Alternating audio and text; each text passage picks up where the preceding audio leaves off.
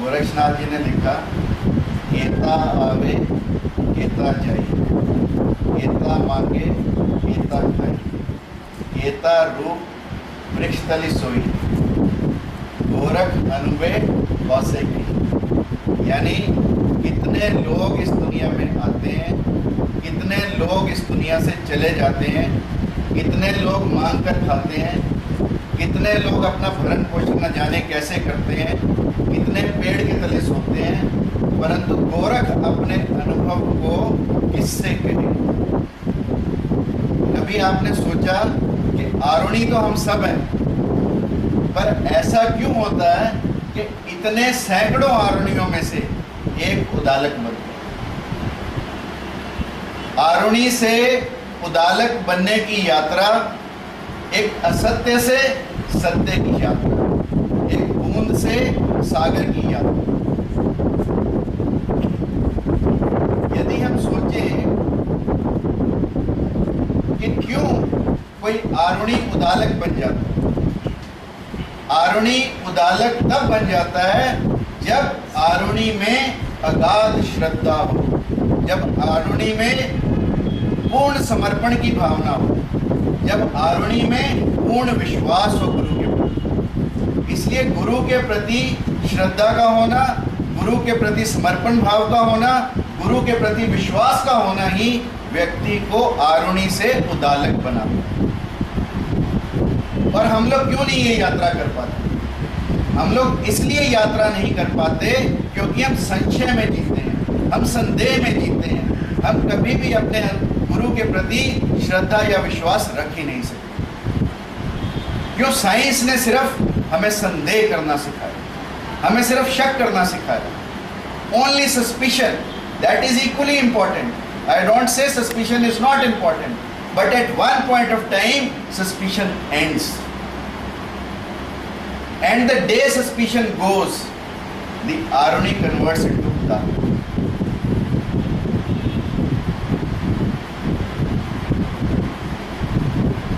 मैंने प्रश्न किया कि क्यों आरुणी से उदालक नहीं बन पाता। एक व्यक्ति की नई नई शादी हुई और जैसे ही रात को जाके उसने घूंघट उठाया, उसने देखा ये तो शूर्पणखा जैसी है। इतनी कुरूप स्त्री उसने जीवन में कभी देखी नहीं। और जैसे ही उसने घूंघट उठाया वैसे ही उसने वापस रख दी। और पत्नी पूछती है कि नया रिश्ता मेरा स्थापित हुआ है, तुम्हारे परिवार में नई नई आई हूँ, मुझे बता दो किसके आगे घूंघट निकालना है और किसके आगे हटाना। तो पति ने कहा कि तुम मुझे छोड़कर किसी के आगे घूंघट उठा, मुझे कोई फर्क नहीं पड़ता। और यही घूंघट हम सब ने अपनी आत्मा के ऊपर डाला, और उस आत्मा के ऊपर पड़े घूंघट को, जो कि काम का हो सकता है, क्रोध का हो सकता है, ईर्ष्या का हो सकता है, राग का हो सकता है, द्वेष का हो सकता है, हमने कभी उघाड़ने की कोशिश नहीं।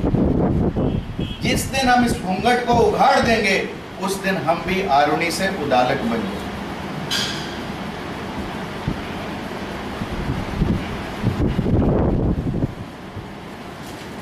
पूर्ण एक शिष्य था महात्मा बुद्ध का। पूर्ण ने महात्मा बुद्ध से कहा कि एक सूखा क्षेत्र है, मैं वहां पर बुद्धिज्म को फैलाने के लिए जाना चाहता हूं। बुद्ध ने कहा तुम मत जाओ। पूर्ण ने कहा क्यों? बुद्ध ने कहा वहां के लोग बड़े गंदे हैं। पूर्ण ने कहा तो क्या करेंगे? बुद्ध ने कहा तुझे गालियां देंगे। तो पूर्ण ने कहा गालियां ही तो देंगे, मारेंगे तो नहीं। तो बुद्ध ने कहा मार भी सकते।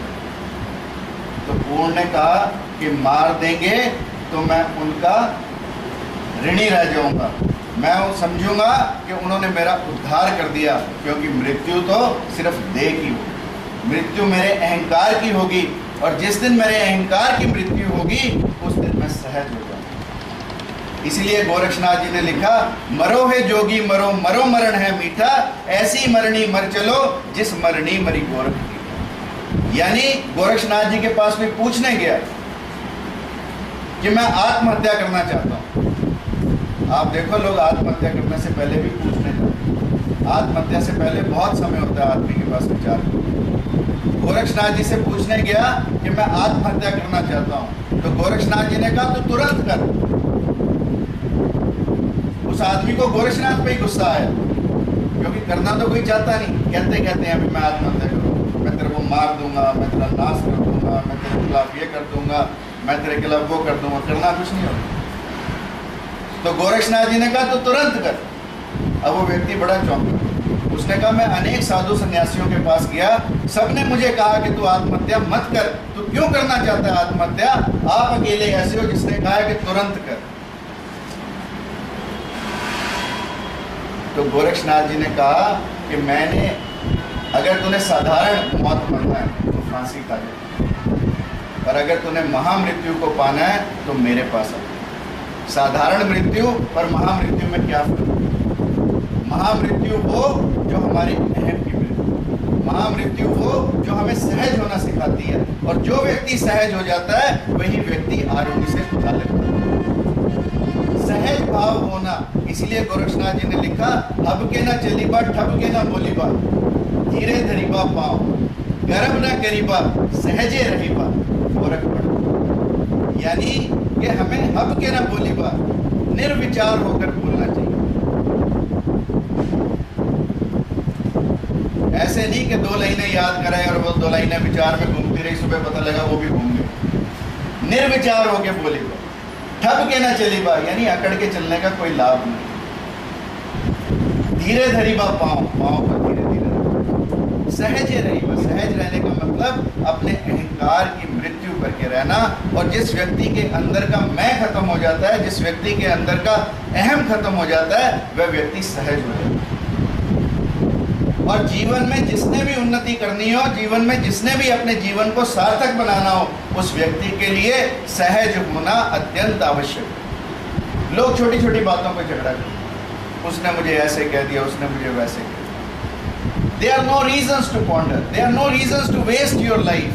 There are no reasons to waste your time. Life is made up of time, and if we involve ourselves in unnecessary thing, हमारा जीवन कभी सहज नहीं हो सकता। सहज और सरलता उदालक बनने के 2 सीढ़ियां पहली, और जिस व्यक्ति ने इन सीढ़ियों को लांगा वही व्यक्ति उदालक बन सकता। और बुद्ध का एक शिष्य और था, बुद्ध के पास आया मोलुकपंथ नाम का व्यक्ति। उसने बुद्ध से कहा कि मैं तुम्हारे से कुछ प्रश्न पूछना। बुद्ध ने कहा प्रश्न तो मैं तेरे को 1 के 100 का जवाब दूंगा, परंतु 2 साल तेरे को मौन रहना पड़ेगा मेरे साथ। 2 साल तक तुझे पूर्ण रूप से मौन रहना मेरे साथ, और अगर तू 2 साल मौन रह जाएगा तो मैं तेरे हर प्रश्न का उत्तर देने के लिए तैयार हूं। जब बुद्ध ने ऐसा कहा तो साथ में एक और बुद्ध का शिष्य बैठा था, बड़ी जोर से हंसा। मोलुकपंथ ने उससे पूछा कि तू क्यों हंसा? उसने कहा मैं इसलिए हंसा कि मैं 2 साल पहले आया था, और मुझे भी यही कहा गया था कि तू 2 साल तक चुप रह, 2 साल तक मौन रह। और जब मैं 2 साल तक मौन रह गया तो आज पूछने के लिए कुछ बचा ही नहीं।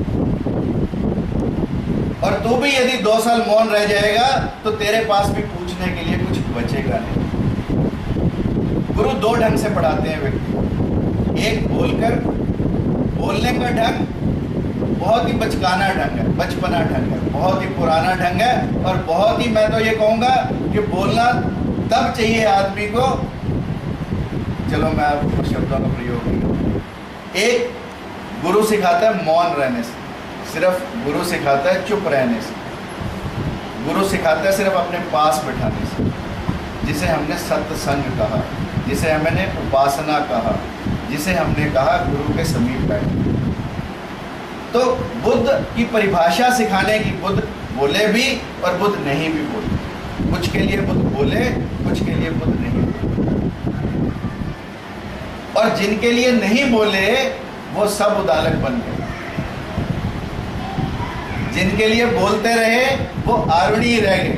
इसलिए गोरक्षनाथ जी ने भी लिखा, घट घट गोरख बाही क्यारी, मतलब घट घट में गोरख ने बाही क्यारी, जो निपजे सोई हमारी, घट घट गोरख कहे कहानी, काचे भांडे रहे न पानी। यानी घट घट में गोरख ने जगह जगह पर क्यारियां बनाने की कोशिश की और जो उपज गई वो तो उदालक हो गई।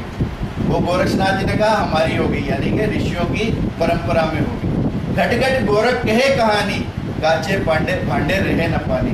यानी गोरक्षनाथ जी ने घट घट में यही कहानी कही कि काचे बर्तन में, कच्चे बर्तन में पानी रह नहीं सकता। इसलिए सबसे ज्यादा आवश्यकता है अपने बर्तन को पक्का करने की, अपनी पात्रता को बढ़ाने की। और जिस दिन हम अपनी पात्रता को बढ़ाने लगते हैं उस दिन गुरु को कुछ कहने की आवश्यकता नहीं। जिस दिन हमारा पात्र सीधा होने लगता है उस दिन हमें कुछ कहने की आवश्यकता नहीं। आवश्यकता तब तक है जब तक हम अपने उल्टे पात्र को सीधा नहीं करते। जिस दिन हमारा उल्टा पात्र सीधा होने लगता है हमारे जीवन में आत्मक्रांति आती है, उस दिन हमारे जीवन में बदलाव आने लगता है। और वही कंडीशन होती है जिसे हम आत्म साक्षात्कार कहते हैं। इसलिए आरुणि से उदालक बनना बहुत आसान है, सिर्फ अपने पात्र, औंधे पात्र को सीधा करने की आवश्यकता है। That is what I want to say. Thank you very much.